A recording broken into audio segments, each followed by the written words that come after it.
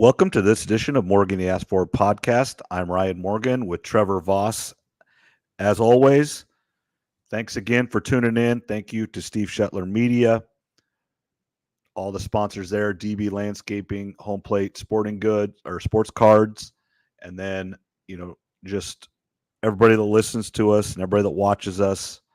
It is, we're not a huge thousands of downloads an episode or anything, but it is kind of interesting just to see. You go look at Facebook on Steve's thing, and there might be 950 people that watched it. Now, I have no idea if they watched 5 seconds of it or all 15 minutes or so, but we do appreciate everybody that does tune in and pay any attention to us at all. We have fun doing this, and I hope you get some enjoyment out of this as well.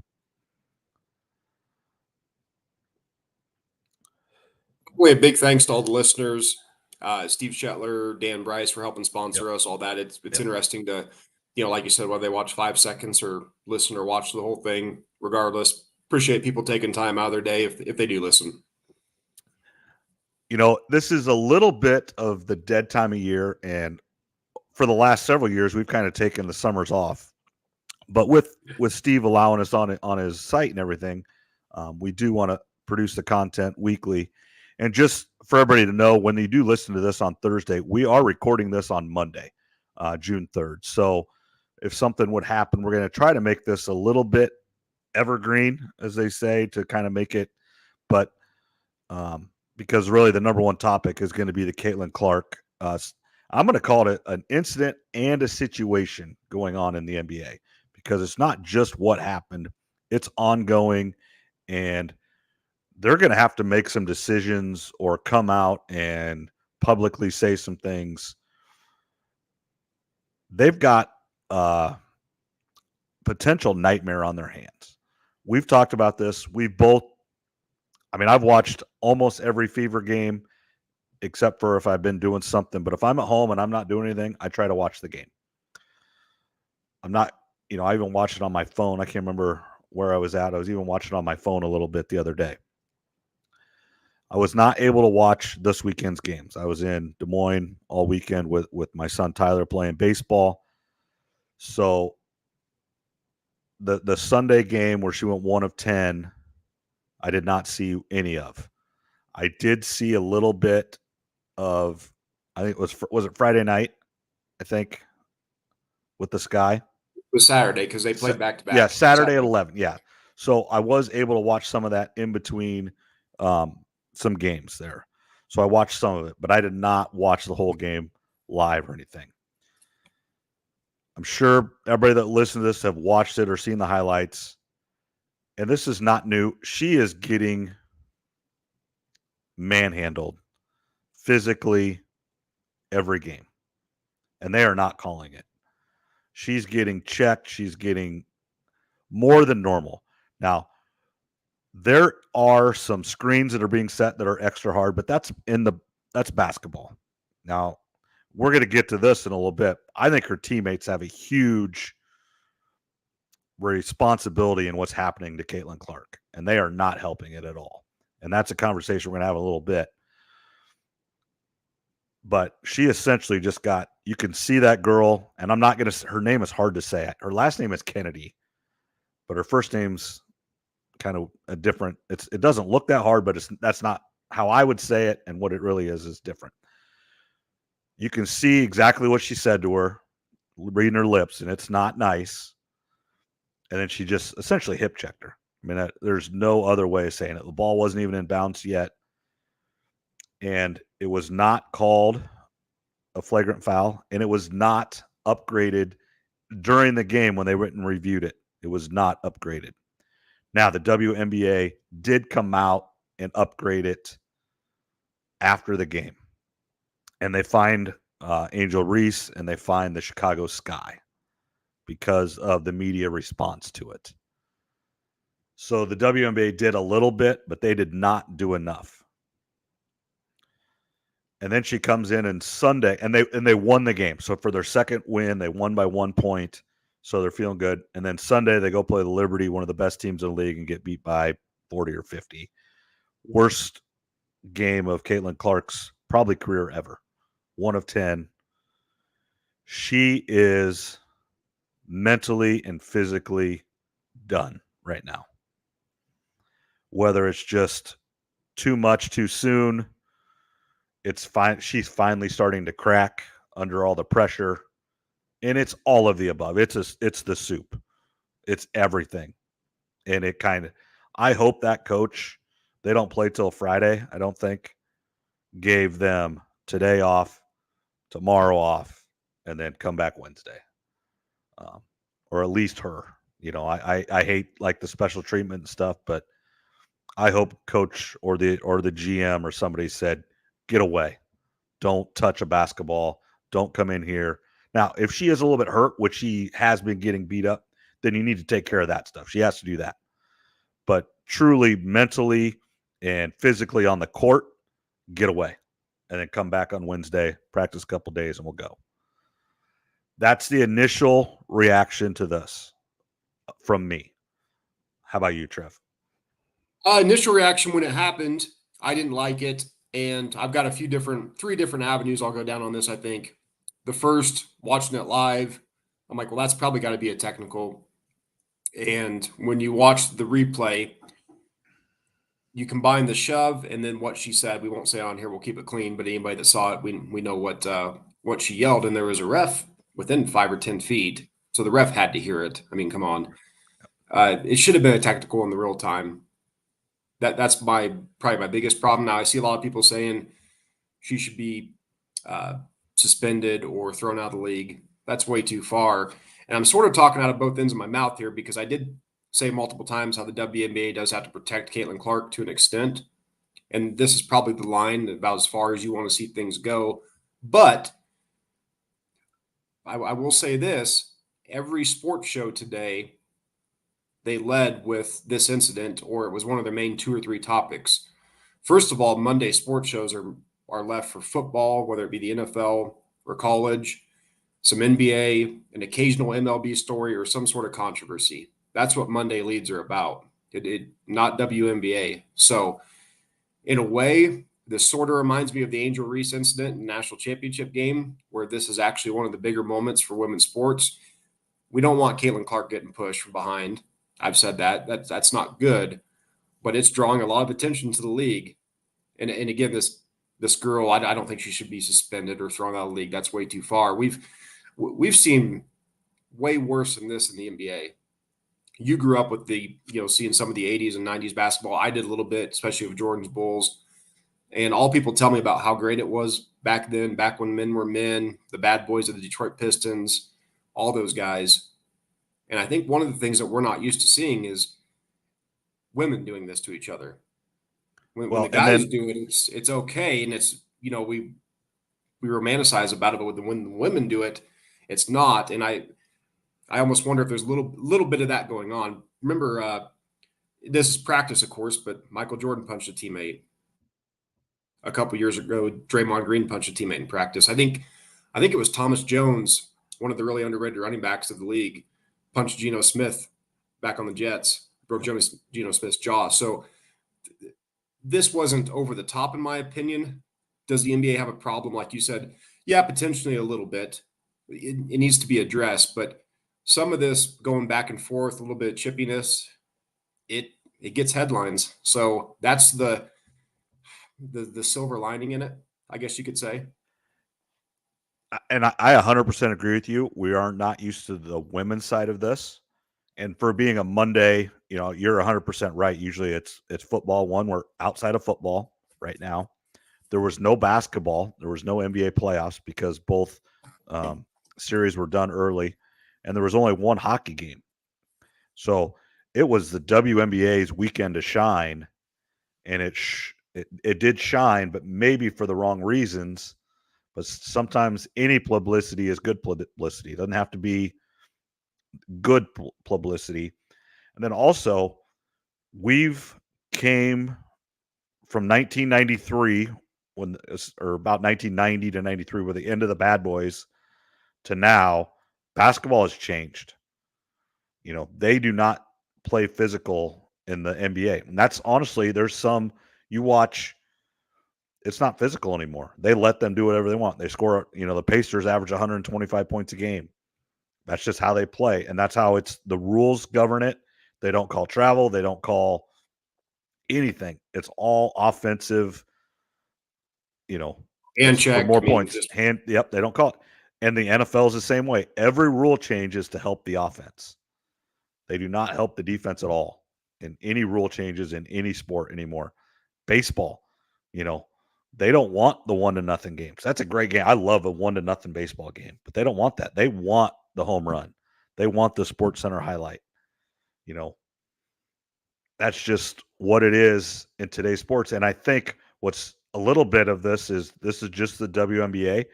I think it's always been more physical, but what's happening is myself, you, and millions of others, this is the first time we're tuning in and truly concentrating on the WNBA. And so we're like, what is going on? And people that have watched it are saying, well, this is what it's always been. And so I think that is some of the issue where we're used to the physicalness of sport has gotten out. I mean, you think of a Ronnie Lott. Ronnie Lott couldn't even play today. I mean, he'd get suspended and fined, and he'd just be, I'm out.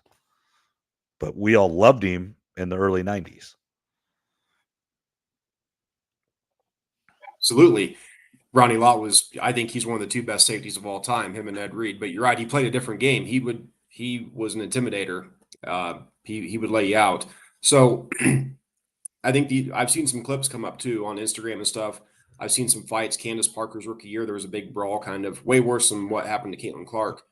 So you're right. It's always been like this. The difference is we just haven't been watching. We haven't been exposed to it. And we're not used to seeing women do this to each other. So I think that's part of it.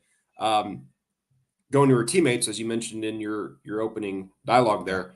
I think this is a huge issue. It is a huge issue. And I think we've seen enough of Aaliyah Boston to know she's just got too nice of a personality to probably be that enforcer. I don't think she's ever going to be that. And that's okay. That's not really a knock at her. But nobody on the team really seemed to step up or has this season. And you almost wonder, are even a few of her teammates a little bit jealous? Some people were talking about, and I don't remember this because I was still in the high school or junior high, whatever it was. When LeBron was coming out of high school, there was all the hype. And he went to Cleveland, and there were some Cleveland players who had some comments like, he's going to ride our wave. This is our team. They were even jealous of LeBron coming to their team in the NBA. So I wouldn't be surprised if there's a couple of her teammates that are maybe I'm not saying they don't like her, but envy is the word that's being thrown around a lot. I think there's probably some truth to that. But, this first year or two is going to be bumpy. 5, 10, 20 years down the road, a lot of these women will probably be really good friends. But right now, it's unprecedented. They're Michael Jordan, they're Tiger Woods coming in, and you can tell a lot of them don't know how to handle it. But her teammates have to step up for it because these cheap shots, maybe not this specifically like this though, but they're going to keep happening throughout the season. Maybe not with every team. I think the really good teams won't do it. They've got higher expectations and higher goals for themselves. But these mid to really bad teams, you're going to see it. And her teammates have to step up. I'm going to go farther with her teammates. I think some of her teammates don't like her. I'm going to go farther. Aaliyah Boston was 6 feet from there and did nothing. Even if you don't actually do anything, you run up there and at least get in that girl's face. They're all jealous of her. I'm going to say it. They're jealous. They don't like her. And I don't know if some of it is on Cailtin Clark and her teammates really don't like her, or if it's envy, like you said. But she is the reason. And Angel Reese came out today and said it's not just one person. That's BS. It is. She's the one that's selling out arenas. They've already had more people watch Fever games this year than all of last year combined. Every game that she's played in is sold out. Now, there have been other games sold out in the WNBA. Angel Reese is not wrong there. But every game she's played in has not been sold out. Every game Cailtin Clark's been in has been sold out. She's why they have charter flights. She's why they're going to make more money. They're not yet, but they're going to make more money. And a lot of these girls cannot handle it. And they are And her teammates, every single one of them should have ran down there and, I mean, you don't want to see it, but push that girl, kind of like what happened in that South Carolina LSU game in college. Right or wrong, that girl's brother jumped up out of the stands and defended his sister. Wasn't going to have it. Now, is that completely wrong? Absolutely. Did I think Cardoso push the girl down or whatever? Was it wrong? Yes, but it was correct. I told you I loved it. Yeah, that's what should have happened in that game. And then here's the other thing. If it didn't get handled, that coach should have lost her Evan loving mind. You get tossed, you throw you go absolutely nuts when that is not called a flagrant or a technical. And that coach is so out over her skis, she has no idea what's going on. Not just on the basketball floor, but just in general. And I think, honestly, that is the reason the Hawkeyes were so good, is because Lisa Bluter, and I think it's why she retired. She was just done because it was so hard, and she worked so hard, and it did it perfectly for that situation with that team, with Cailtin Clark, to make it still about the team, but everybody knowing it is about Cailtin Clark. And Lisa Bluter will never, ever get enough credit for that. And she's getting tons of credit for it because people are seeing it now. But you cannot give her enough credit for what she did to help the Iowa Hawkeye basketball team and Cailtin Clark in particular. And the Indiana Fever as an organization is failing Cailtin Clark. And in turn, the WNBA right now is failing Cailtin Clark. And that is your golden goose. Should she get favorable calls as a rookie? Probably not. But it's better for the league if she scores 30 a night. And ironically, everybody's talking it, the girl that pushed her said, what does she bring to the league, or what does she bring except for 3-point shooting? She was just named Rookie of the Month. She's averaging 17.5 points a game, 5 rebounds, 6 assists. It's not 32 points a game like she did at Iowa, and no one expected that. I didn't. She's a rookie in a higher league. But somebody's got to step up for her. And the Indiana Fever as an organization is failing her right now. And the WNBA needs to publicly, like in a statement, the commissioner needs to come out and say, this is going to stop right now. Or at least send a memo to every team. I heard this today. Just think if Wembanyama came in this year to the league and this was happening to him. You don't think the commissioner would come out and say, knock it off? Absolutely, he would. Adam Silver he's a weird looking dude, just doesn't look like a WNBA commissioner, but he is a player's guy, and he will do everything he can to help his players out. And I think the WNBA needs to do something in a hurry. Like a point about Lisa Bluter, she handled more than we probably will ever know. Yep. And we'll get into Chrissy Sides here in a little bit because I know I had mentioned that. Yep. But yeah, the WNBA, a lot of people mentioned today too, and I kind of do this, but I didn't know the full stats, where the Indiana Fever played 11 games in 20 days. Yep. The Las Vegas Aces played 6 in 20 days. Right. I mean, I understand they wanted to get the Cailtin Clark on TV, but first of all, you're putting her on TV more than anyone. No rest. The coach said, and like I said, we'll get into the coach here in a little bit. They haven't had one practice in almost 3 weeks. Yeah, because they've been traveling all over. You can't push them that hard. Mm-mm. And that's where the WNBA messed up. Not only did you give them all these games, you give them the toughest schedule imaginable. And you're putting them against good teams. Right. So you didn't really do a good job there. And there is no excuse for it. You had over a year to know that she was probably going to come out, and you had time to adjust the schedule. If she didn't come out this year, she was coming out next year at worst. So there was time to plan for this. And like I told you last episode, it felt like they're dropping the ball a little bit as a league here because it's their golden ticket. When you got a winning lottery ticket, don't wait to cash it in because you might lose it, right? You go cash that sucker in right away and get your money. And I don't know enough about the history of the WNBA, but yeah, going back to her teammates, they're going to have to start standing up for her, or some of them are. You've seen all the former NBA players come out, or even current ones talking about it. Like, that wouldn't fly. No. Not that I'm a great athlete, but if I see one of my teammates getting shoved like that, I'm going up and shoving that player from behind. I don't care, cheap shot, whatever it is, twice as hard. Yeah, Like, the we're last going player that on the way. bench needs to go. I mean, I really don't like saying this, but she needed to go punch that girl and take the suspension and let Cailtin Clark pay it, or the Indiana Fever needed to pay it for her. Mhm. Need to take one for the team. And like I said, if the team didn't, the coach needed to. She needed to lose her loving mind out there, just on those refs and just go straight over to the sky and just tell them, Bobby Knight it. Well, and let's get into the coach now, because that was one of the talking points. And then I want to get into the teammates' performance after the coach. I know I didn't have that written down for you, but let's talk about the coach. And you're probably right. She probably is over her skis here.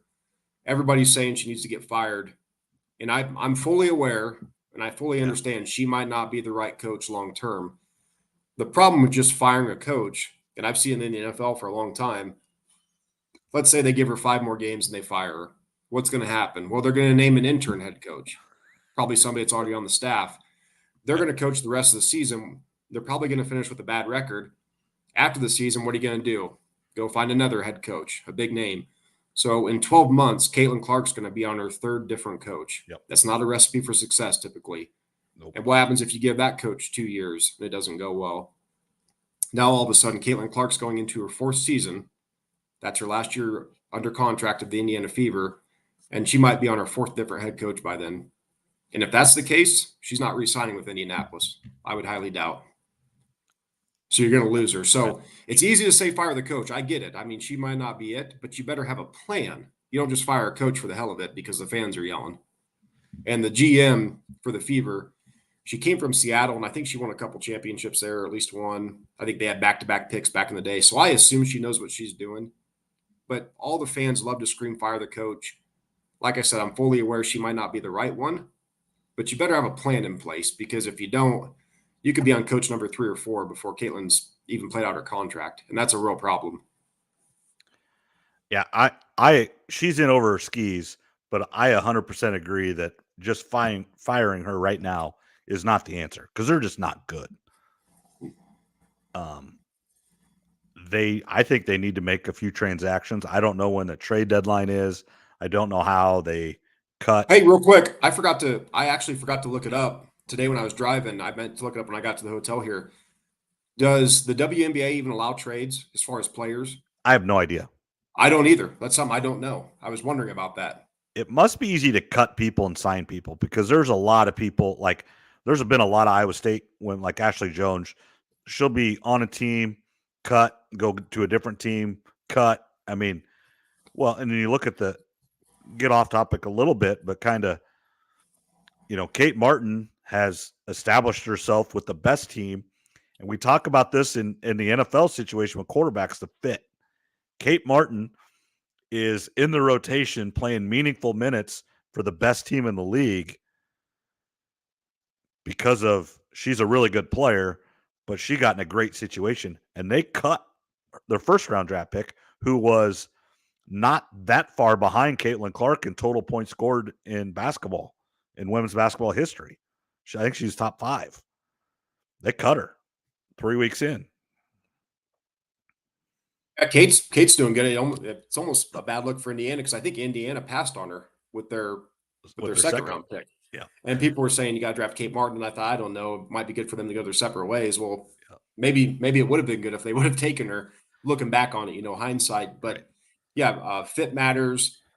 But yeah, the coach, I mean, she's probably not the right coach, like you said. But again, you really need to have a plan in place.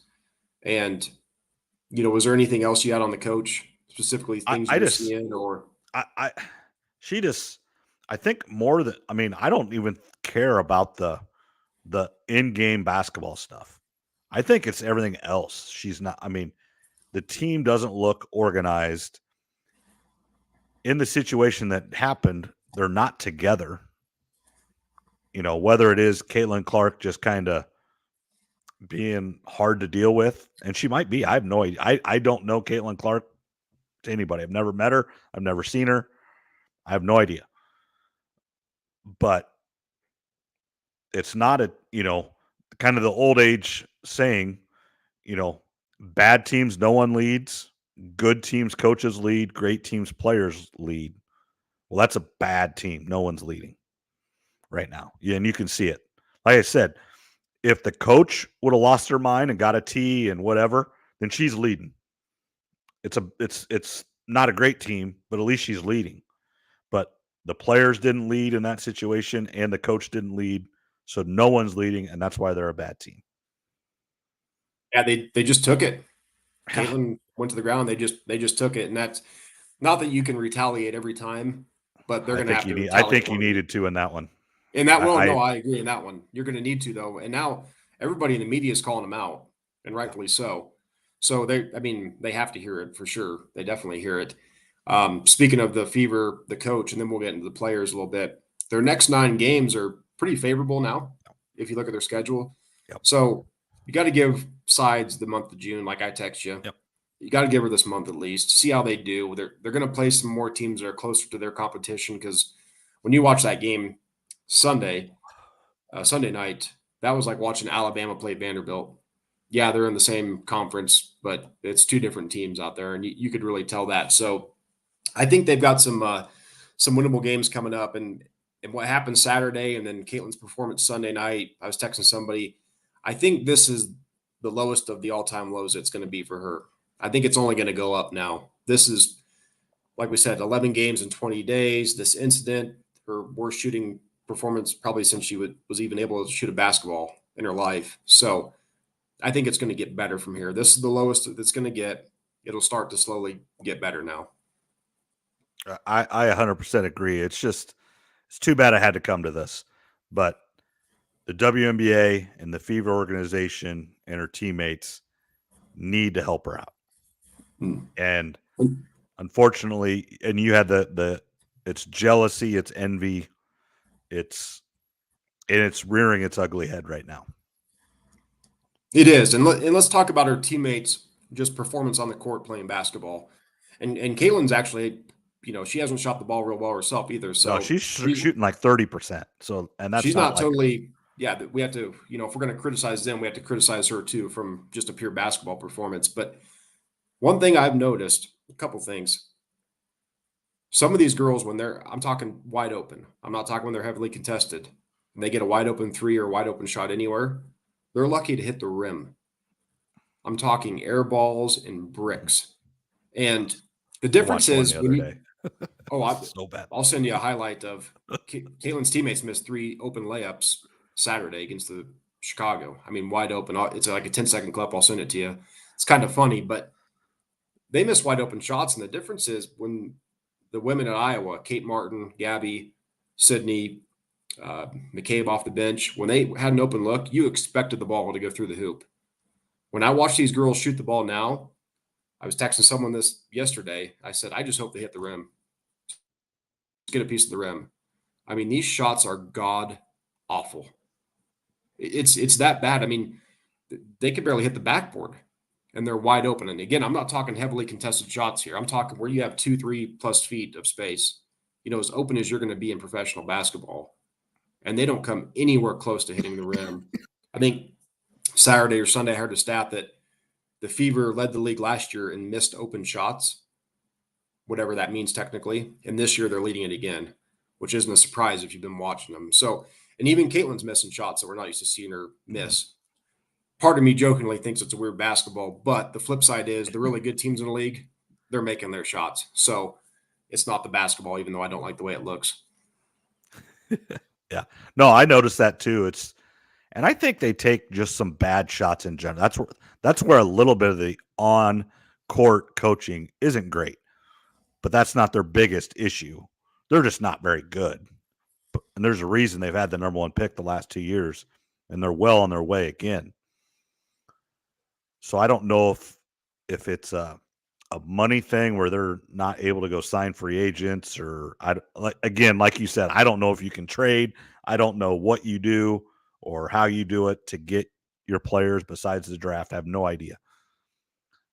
But yeah, they're not good. Um, Aaliyah Boston for being a number one pick and how dominant she was in college. To me, she's been very underwhelming this year. And she was rookie of the year last year, correct? Yeah, she averaged like 14-8 or 14-9 last year. Her stats are definitely down. She actually did have a pretty good game Saturday, passing the ball. But again, she had some really good passes, and her teammates just missed easy shots. But yeah, she's been a little bit disappointing. The team as a whole is just they're not a good team, and that's the biggest thing. There probably is some talented players there, but the team they're not like a family, not a team like the really good teams are, and you can just tell whether that's the coach's problem, a lack of talent, all the above. I don't know. Agreed. Oh, real quick on the trade deadline too. Again, I don't know if they have one or not. If they don't, they're missing a golden opportunity. What's one of the best parts of the NFL season? The trade deadline. That's You and I it's probably two or yep. three episodes we talk about potential trades and then trades that do happen. It's in the media a lot. If they don't have a trade deadline, they should make one or ability to trade players in season. Right. If they don't have that ability, they should change that because it creates headlines. 100% agree on that. It just anything you can get attention to your league, and yeah, I mean, and a lot of people may not know about it, but let's just say it wouldn't happen. But let's just say the Fever would trade for Cardosa, just because trade Boston for Cardosa, just because that would be a headline, and it would be on Sports Center, and they would talk about it on First Take, and they talk about it on PTI. That would be a discussion point, and that's never bad. Yeah, absolutely. So if they don't allow the ability to trade players in season, they need to really look into that because that's not only is it a headline in the NFL, it's a big headline in the NBA too. Yep. That's a whole month of discussion on Well, sports shows. baseball is Baseball too, huge. yeah. Baseball is huge. I That's mean, probably the baseball's biggest. fallen down the list on popularity, but the deadline in baseball is huge. Actually, I mean, there's that. They're talking about that for 3 weeks ahead. Who's selling? Who's not? And a team wins 7 games in a row right before the trade deadline, and all of a sudden, they're not. Now they're not, and they try to add a player, and then as soon as the deadline's over, they got that player. They go and lose 7 in a row, and they're right back out of it, and now but it's fun, and they talk about it, and that's what's so interesting about trade deadlines in general. Yeah, it's another way to be in the headlines in sports.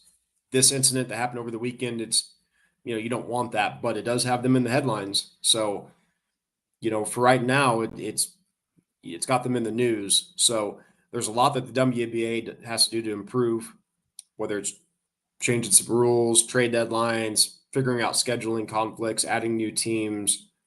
Again, let's just go back to normal basketball, but that's a small thing on the list. But I'm going to gripe on that till the day I die, I think.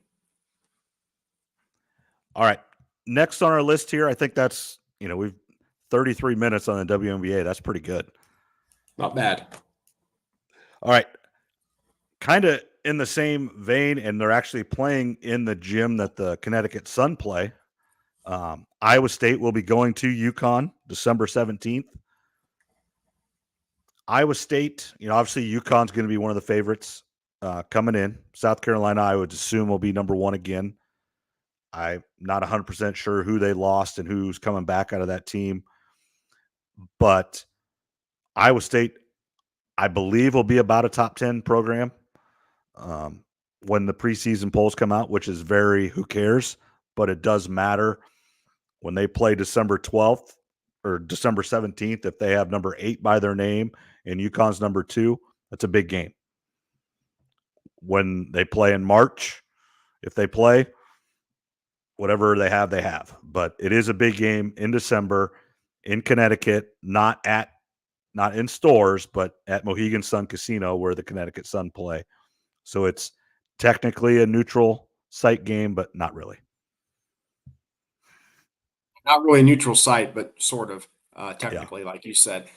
Big time matchup. I was actually really glad to see that. That's going to be a great game for both programs, specifically Iowa State. As we've talked about a few times on here, they should be around a top 10 team going into the season or as the season goes with their returning starters. Obviously, UConn has Paige Beckers, and UConn's always a dominant force. We know that on the women's side, and now obviously in the men's side too. That should be a great matchup. And you said December 17th, right? Yep. Do you know? You may have already said. I may have missed it. Do you know what day that is? What time yet? Have they announced it? I haven't No looked at the time. calendar, but Let me look at my calendar real quick. I think I can find it here real quick. that's awesome, especially for Iowa State. That's going to be great exposure there. Iowa State, It's a Tuesday night, Tuesday. so So should be ESPN. I mean, I'm assuming that's a 7:00 ESPN game. Yep, That should would be be. my assumption. I don't know that, but there's not going to be a lot of big time men's games at that time because most of the big men's games are right around Thanksgiving. And that December 17th, that's kind of finals week. That's where everybody's off or they're playing all those bye games right now.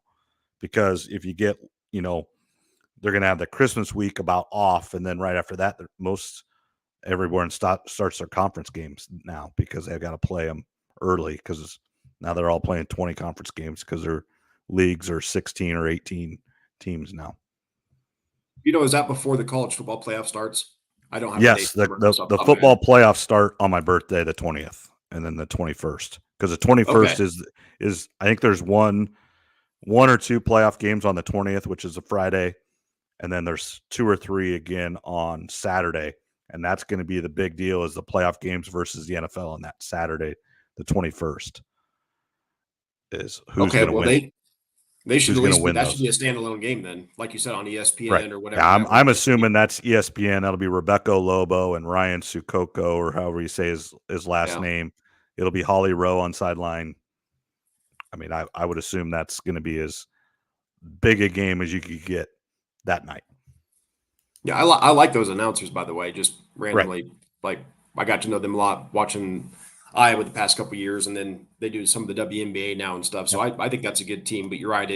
It should be them, I would assume, for that one. Yeah, Rebecca Lobo is great, and she's close to my age. She might be a little older than I am. And, she's the one that kind of started Connecticut's run.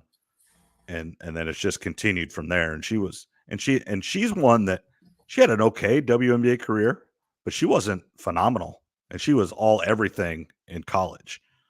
But she didn't have a phenomenal career in the WNBA, and that just shows how hard it is. Yeah, for sure. Like I said, they do a really good job. So I hope they're the ones calling the game because they're my favorite to listen to that I've found so far, at least. All right, and then kind of next was the Chicago Bears will be on Hard Knocks. It was almost a no-brainer because there was only like 3 or 4 teams that they could choose from. That it's not that they could, but like they could not say no because you can't be a first-year head coach. There's just several parameters. You couldn't have been on it already. On there twice in like 5 years or something. Yeah, it was the Bears and 2 others are the only teams that couldn't say no. And then with the Bears having essentially the number 1 pick the last 2 years, and relatively new coach, relatively new GM, trying to get back to winning, and the division being, I think, a little bit open. I mean, Detroit looks good. Minnesota's back down, I believe. You never know if Jordan Love is going to play like he did or if it was a 1-year deal. And anytime you have the number 1 pick, and it'll be interesting to see how it goes. So it was a no-brainer. I know you kind of said, is it as big a deal as it used to be? I used to watch like the first couple seasons of Hard Knocks. I watched every episode. I haven't watched it for years. It was probably, it's kind of funny. Kevin Durande, who actually is the hospital administrator here in Oskaloosa now, he's from Pella, played at Iowa State, was a training camp. He wasn't drafted, but a training camp invitee for the Cowboys, 2004, 2003. And I remember him getting taped to the goalpost on it, when there was, and that was kind of one of my lasting memories of Hard Knocks because I knew him. That was the only thing. And so that was one of the last times I watched it. That was 20 years ago. Yeah, it's definitely the crowd that watches it has changed. When I text you that, I meant, again, I was listening to the guy I told you about, John Middlecoff, who used to be a scout. His point is for the teams, it's not as big a deal as it used to be. Back in the early 2000s when you were watching, when I was, these teams weren't used to having cameras around. The players weren't. It was definitely a nuisance. Now all these teams have their own social media Oh, team, and they yep. all, like the Lions, for instance, and all the teams do this. You can get on YouTube, and every team has like these 20, 30, 40 minute YouTube videos of the offseason of the draft. The Lions Yep. is called the Lions Den, the Den as they call it. Yeah. So Iowa all State the has it. yeah, I mean all these teams have it. So it's not as big of a deal as a distraction. Is I guess what I was trying to say as it used to be. And Caleb Williams he's been a star for quite a while. I don't think it's going to bother him, but I am going to watch though. I always watch every year. Some years are better than others, but I definitely am going to tune in just to see Caleb. And, I'm excited for the Bears. And as you mentioned, when you started talking about this, I think we might look up a year or two from now, and the NFC North is the toughest division by far in football. Because I think Jordan Love is going to continue to be really good, or maybe even elite. I expect Caleb to be a very good elite quarterback. I like Jared Goff. I think he's a top 10 guy. Yep. And then, this is a lot of ifs, of course, but imagine if J.J. McCarthy hits in Minnesota. Right. You got to have That's four legit four. quarterbacks That's in this four conference. really good quarterbacks. Now, the odds, not all four are going to continue to do that, but I think Goff is not going anywhere. Obviously, he just signed a contract. Love looks really promising. Caleb's one of the better prospects we've ever seen come out of college, and JJ McCarthy should have really good talent around him. So Yeah. we They could just we could signed look up in a Jefferson. year or two. Yeah, Yeah. we could look up in a year or two, and this is the toughest division in football. Just as potentially the Bears are finally getting their franchise quarterback. Exactly. Brevin. Yeah. Jefferson just signed his deal, $110 million guaranteed. So, which you think that's a lot, but then you look at the basketball and the baseball, money, and it's not even close. But it's still really good money. Yeah, it's a lot. I normally probably wouldn't pay that for a receiver, but when you've got Sam Darnold on a cheap 1 year deal and you've got JJ McCarthy on the rookie deal, you can take the risk of doing this on a 4 year contract Right. with Jefferson. So if I had a different type of quarterback, I probably wouldn't want to do this. But in this situation, I think it's smart for the Vikings. Yeah, they're not spending money right now on a quarterback. And when and if they do, then they're going to have to make a decision, quarterback or Jefferson. But they've Right. got 3-4 years to decide that now. Yeah, and yet there's enough talent with him, Jordan Addison, TJ Hawkinson, Aaron Jones. You'll know if JJ can play or not. Another storyline in the NFL that's not really getting reported much in the national media is Christian McCaffrey hasn't been at the voluntary workouts, and a lot of people are saying it's because he's getting married, which is true. He wants paid more money, and Yeah. I wouldn't be surprised if this becomes a deal. And I'm guilty of this too, but everybody's saying, well, he's making 16 million a year. Well, actually, he's not. He's only making 11.8 because he got an upfront signing bonus from the Panthers. So, Brandon Ayuk's looking for a new deal. Look at the deal that Jalen Waddle just signed a few days ago. That's probably the ballpark that Brandon Ayuk is going to get paid. The question is, do the 49ers pay him that or another team? And Christian McCaffrey does what Brandon Ayuk does, basically alone in receiving. Oh, and on top of that, Christian Yeah. McCaffrey runs for 1,000+ yards and like 10+ touchdowns. So he probably wants to get paid closer to 17 or 20 million this year compared to 11.8, I think it is. Yeah. McCaffrey's kind of one of those guys right now where obviously running backs aren't paid very well, but he's kind of demanding what receivers get paid because he's kind of a receiver, but yet does the running too. So he wants closer to that receiver money than he does running back money. Yeah, he's the best running back in the league, and he's essentially a number 2 receiver on any team in the league. So that's how well rounded he is. So he definitely, if there's a player that deserves a running back that deserves to get paid a lot of money, it would be him. So I think this might become more of a story as the offseason moves on. Right now, the national media really isn't, at least that I've seen, isn't reporting it quite as much yet. But I think that will change here moving forward. All right. Anything else? Not a lot. I was going to text you. I thought maybe we'd do it tonight. We'll do it here in the near future. I think what we should do is we'll do our way too early, predict our 12 teams to make the college football playoff. Okay. And then before the season starts, we'll do our So official so ones. do it, in the next 2 or 3 episodes, and Yeah. then do it, August 15th, where if Right. someone gets hurt in practice or something we know, or something happen, that's the, I like doing future bets and everything, but it's to make a bet today is really hard, because what if so and so gets in a car wreck tomorrow? Not that that can't happen the day before any game, but I always go back to the movie The Program, which is one of my favorite movies growing up in high school. I watched it probably 100 times in high school, where the quarterback had the motorcycle, and when he showed up to training camp, the coach took the keys. No motorcycle during the season. I mean, just things Yep. like that. I mean, you just never know. No, you don't. And that stuff does happen. So we'll do our way too early ones soon, and then we'll do our official. But one future bet I did want to run by you, and we didn't do it last episode. I'm always looking for those futures and those values. And with college football, I think Alabama to win the national title at 14-1 is a value pick. Oh, absolutely, it is. I mean, They returned their quarterback, and they were a few plays away from making the title game last year. Now I know Saban's not there, but they bring in a winning coach. right, and I think a and I 14-1 don't think things are going to change. It's one of those. In 3 years, it might be a completely different culture, but this next year, for sure not. Those players are still going to, like, I'm just going to say, I'm going to use the quarterback. The quarterback's going to run it the same way he's been running it. And Cailin DeBoer would be crazy to change it right now. These guys know how to play. Like you said, they were plays away from playing Washington, to be in the whole shebang and win it.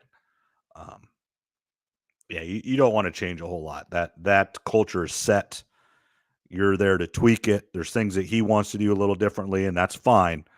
But you're not going in there and changing everything day one, because one, he's relatively young to be in that position. He's not a young man, but younger head coach that hasn't been a Power 5 coach super long. And he's there and he's going to learn. I don't know all his coaches. I don't know how many he kept from Nick Saban. I have no idea on that. But there's a culture and there's a standard set there. And Nick Saban is still right down the hallway. That when he walks around, those players are, even if it's allowed by Cailin DeBoer, if those guys are walking around the building and Saban's walking around the building and they're doing something that he doesn't like, I cannot picture Saban walking by and allowing that stuff to happen. I just can't. Probably have to look at him and they'll know. Right. He probably doesn't Exactly. have to say anything. No, Just give him a absolutely. look. Yeah. So I think Alabama's actually going to be, I think they're an underrated team, which sounds weird to say, but these first couple of years, it's still a lot of Nick Saban's culture, players. Cailin DeBoer just has to come in and basically, don't wreck the car, as they say. Right. It's everything set up for you, not to take anything away from him, but these first 2 to 3 seasons, if he wins, he won't get any of the credit. And of course, if he loses, he'll take all the blame. But I think at 14-1, they're an undervalued bet. Then one last thing, just something to think about for our next episode when we do this. I see a lot of people picking Ohio State to win the national title or playing it. And they have a really good roster. Actually, they should run the ball more this year than they have probably the past 4 or 5, because they've got some really good running backs, potential first rounder, but we don't know who their quarterback is. Yep. And that does matter. The guy that's in the driver's seat is the guy that left K-State to go there, who was going to get beat out by the guy that's still at K-State. So Will Howard is the guy that went to Ohio State.